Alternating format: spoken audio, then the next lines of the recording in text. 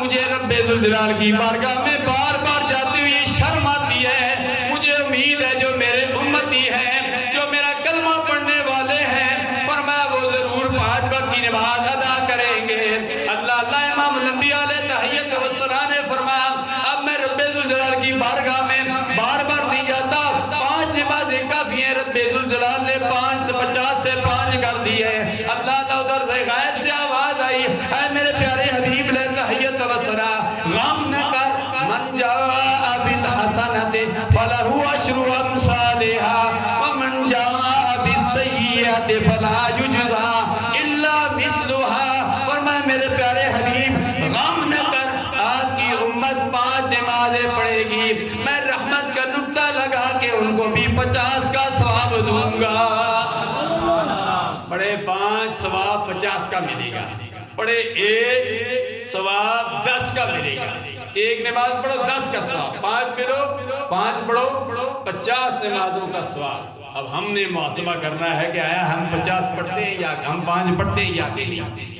یہ تحفہ ہے معراج کی رات امت کو ملا, مجھے بھی ملا, آپ کو بھی ملا. ضرورت اس امر کی ہے کہ اس تحفے پر ہم عمل کریں. 5 وقت کی نماز یہاں بھی ادا کریں, وہاں بھی ادا کریں, جہاں کہیں بھی ہوں, سفر میں ہوں, حضر میں ہوں, بیماری کے عالم میں ہوں, جس عالم میں ہوں, ہم نماز کسی صورت میں نہ چھوڑیں. ہمارے ہاں جب خوشی کا موقع آتا ہے تو دولہا صاحب بھی نماز کو چھوڑ دیتے ہیں, دولہا صاحب کی نماز کو چھوڑ دیتے ہیں, بڑے پکی نمازی ہوتے ہیں. حالانکہ حکم یہ ہے, سنت یہ ہے کہ جب شادی ہو جائے, شکرانے کے طور پر جب شادی ہو جائے, جب نکاح ہو جائے, شکرانے کے طور پر 2 رکعت نماز نفل بھی ادا کرو. تو بات کی بات ہے, اللہ کا شکر ادا کرو, یا اللہ تیرا شکر ہے. اسی طرح بیوی بھی اللہ کا شکر ادا کرے, یا اللہ تیرا شکر ہے تو نے مجھے خاوند دیا, یا اللہ تیرا شکر ہے خاوند کہ ہے تو نے مجھے بیوی دی ہے. وہ اللہ کا شکر ادا کرے. ہمیں ہر حال میں اللہ کا شکر ادا کرنا چاہیے. تو میں یہ جامع مسجد کا جب لنڈن ڈالا تو مجھے حاجی فضل حسین صاحب کہنے لگے کہ 2 رکعت نماز نفل ادا کرنے چاہیے. مجھے بڑی خوشی کی بات, مجھے بڑی پسند آئی. میں نے کہا میں تو پڑھ چکا ہوں. تو بارکاہ اللہ کا شکر ادا کیا. یہ بہت مشکل مرحلہ, بہت مشکل مرحلہ تھا. اللہ نے مہربانی فرمائی, یہاں تک پہنچا آپ حضرات کے تعاون سے, آپ حضرات کی دعاؤں سے.